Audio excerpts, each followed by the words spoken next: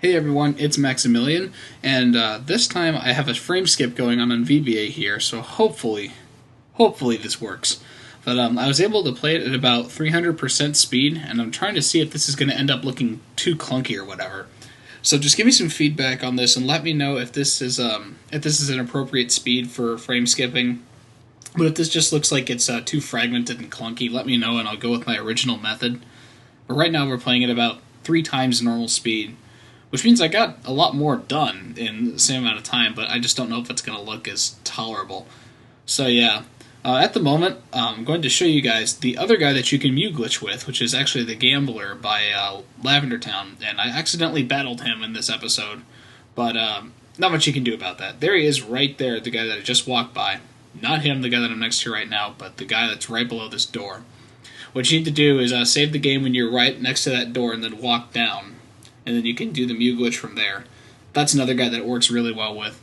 I don't know if there's another guy that results in a Mew. However, I did find a guy down here that resulted in a missing no. For those of you on Pokemon Yellow who are trying to find a way to duplicate rare candies and you can't quite do it, there's a way you can do it. That's actually the only way you can duplicate items in Yellow is to use the Mew glitch to trip a missing no. There's actually quite a few slots in the Hex database that are empty, so missing no really isn't that hard to trip. You can get him quite a few times, but unfortunately you are limited. If you fight this fisherman right here, he will result in a wild Tangela. I tried to catch it just because I figured, well, let's get it out of the way. I don't really know where I'm going to find them, but I accidentally got a critical hit.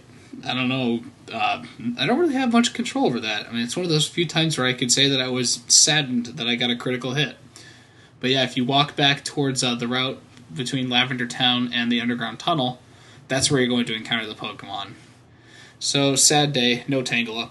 However, we did find another surprise Pokemon in here, and it's actually one that you can't get in Red. So if you're following along with me on Red version, I'll let you know once that comes up. But I spent a little bit of time donking around Celadon, getting a few things out of the way, because this episode is basically purely maintenance and goofing off. Like, really nothing happens here at this part of the game, but next few episodes are going to be us infiltrating the casino in Celadon City and getting into Team Rocket's affairs. Ooh. Oh, and we actually get to fight Giovanni for the first time, too, finally. I mean, how many hours have I put into this game so far, and we still haven't even seen our main antagonist yet? Whatever. This guy right here. This is the guy that'll trip a missing no, so mark that down on your little giant map of the Pokemon world, if you're keeping track of this or something, I don't know. But this guy will result in a missing no if you use the Mew glitch. Okay. That's right. I just remembered because I put a rather lengthy tidbit in the description for my last video because someone asked for a tutorial on how to trade Pokemon with an emulator, and I completely forgot about it even though I promised them that I would. So sorry about that. But anyway, here's a basic walkthrough of how you do it. I haven't found an emulator for Mac that will do it inherently. However, I'm assuming that most of you are using PC anyway, so it doesn't really matter. If you download a program called TGB Dual, I'll put a link in the description for this. Or you can Google it, it doesn't matter. Tango, Gamma, Beta, Dual, that's definitely not phonetic speak, but whatever. You get the idea. TGB Dual. That's actually an emulator that is, it's set up so that you can load 2 different Game Boy games at the same time, and in this case, if they're both Pokemon, well, then you can trade. And here's my missing no. And then I just remembered, I forgot to put something in my item slot that was actually reasonable to duplicate. So, I just got a bunch of Max Ethers. Woo! Man, I really wish I would have put the Nugget there now, because then I would have had, some money, and I could have bought a Porygon or something at the casino. Oh well, I guess we'll have to do that on our Catch-em-all playthrough. We got plenty of time for that later. But yeah, now I have 1,000,000 Max Ethers in the Pokemon storage box, or my item storage box. So, yippee for me. I'll probably sell those or something because I never use Ether. Go into the mart and go to the very top roof cafe and get 2 fresh waters, a soda pop, and a lemonade, because you will need them all eventually. I'm not doing anything with them in this episode, but trust me, you will need them. because they are all very, very useful. The reason you buy 2 fresh waters instead of 1 is because you're going to walk over to the Saffron City gate right here, and the guard will just automatically notice that you happen to have beverages on you and just take them from you, which is another creepy aspect of this game. There seems to be a lot of adult interaction with children in this game that is just completely unfounded. I know Mercadurka mentioned the captain in the SSN, where you just feel him up and all of a sudden the ship goes sailing, but, whatever. Then another thing, you're going to go back route through here, cut the bush down and go past the Snorlax and into this house, and you will get the Fly HM. Yay, you can fly. You can fly, you can fly, you can fly. It's about damn time. I can't remember how long ago it was that I mentioned that I would have loved to have it, but whatever. Now that you finally have the ability to fly, Mew glitching becomes a lot easier. And we can now do the Ditto glitch manipulation, once I find some wild Dittos. Haven't started looking for that yet because we have other things to tend to. So let's cut away and get into Celadon City maintenance. First things first, we are going to... I forget what I'm going to do here. What am I going to do? Oh, that's right, I was going to deposit all of my, my bajillion max ethers. Yeah. What a terrible item to duplicate. That was just complete, complete absence of thought on my part. But whatever. All's not lost. We have infinite missing nodes at our disposal once we get to Cinnabar Island, so it's really no big deal. I'm pretty sure our next step here is to go into the casino and start infiltrating. I think? Yay! I got it right. I actually knew what I did in this game that I just played a day ago. Awesome. So yeah, you talk to the guy who's guarding the poster. What an awkward thing to be guarding. It's like they didn't even try to come up with a creative way to disguise the fact that Team Rocket is doing shady business, but whatever. Go fight the guy in his puny Raticate and Zubat, and he'll walk out of there all pissed off, and then you get to go into their secret underground lair place thing. After Pikachu grows to level 25, what a baller. Baller. Alright, so then we're going to go down into the basement. Actually, no, we're not going to go down into the basement quite yet. I think I went down there to scope out a few trainers. The reason why is I'm trying to leave as many of these trainers to Mew glitch with and experiment so I can point them out to you as we go along the way, because some of these are actually useful. Like, I happened to find a guy down here that resulted in a Pokemon that you can't get in the red version, so it was great.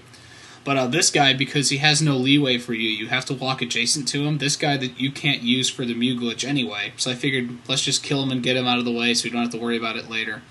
And I was just trying to wake Pidgey up with all of my might, or Pidgeotto, but Drowsy had the best of them. Oh well. And then for some reason I put out Alakazam. I really don't know why. It was late and I didn't care, so I put out Alakazam. I'm not stupid, I know that it's not very effective when you typecast Psychic on Psychic, but whatever.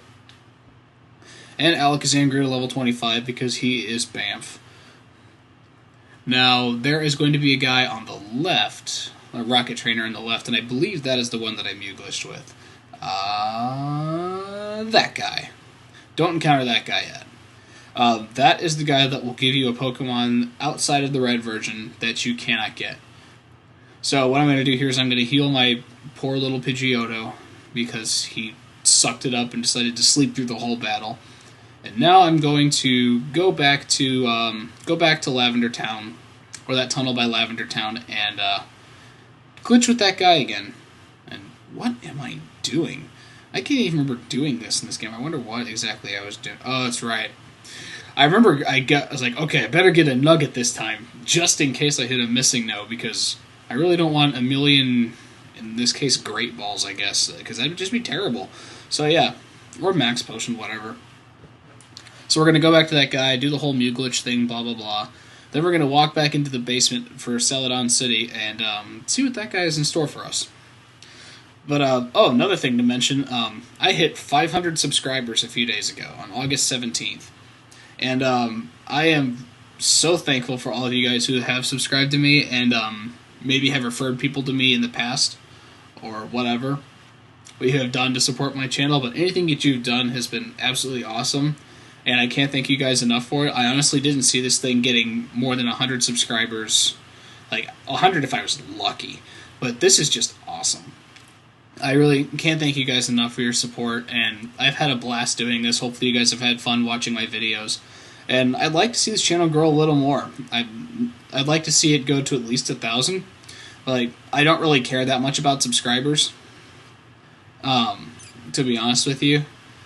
It's perfectly okay that if I stop right here at 500 and never get another subscriber, but at the same time, if I do get more of a subscriber base, and that means I can help other people out too, because I've had people ask me for help already, and I just don't think I'm quite there yet to be able to help people out. Like, I know 500 is like a fairly sizable amount compared to the majority of the users on YouTube, but I would at least like to be able to have something that's such a good chunk where I could easily send a couple hundred people their way and at least give them a good boost, because that would be great. Oh, another thing that happened, or right at the time I got 500 subscribers, is Sick Tutorials made a new background for my channel, which I currently have up right now, and I think it looks great. I think that was absolutely cool. I didn't really ask anybody to make me a background before. Actually, Murka Durka just all of a sudden said, "Hey, I got a background for you," and he just kind of gave it to me. It's like, "Oh, hey, that's cool," because I never really was one of those guys that cared too much about the background. But yeah, this is awesome. Gotta give a huge shout out to him for doing that, because obviously that took some time out of his day to do that, and it looks really nice. And I love the fact that he included Mew and Alakazam and Charizard. Like, what better Pokemon could you possibly put in there? He was obviously playing to my niche, but we love you for it, man. You're the best. So here's the guy. You broken toward operation, and he throws out Raticate. My God, how many Raticates could these guys possibly have? Like, I could not think of a more annoying enemy-based thing to have than where all these guys have Raticates. He even has 2 Raticates. It's just so stupid. Well, if you're new to my channel and you haven't heard me say it before, I hate Raticate. I'm probably going to say that every single time I come up against one, because I absolutely hate them. Absolutely hate them. They are just retarded. Hyper Fang is so broken.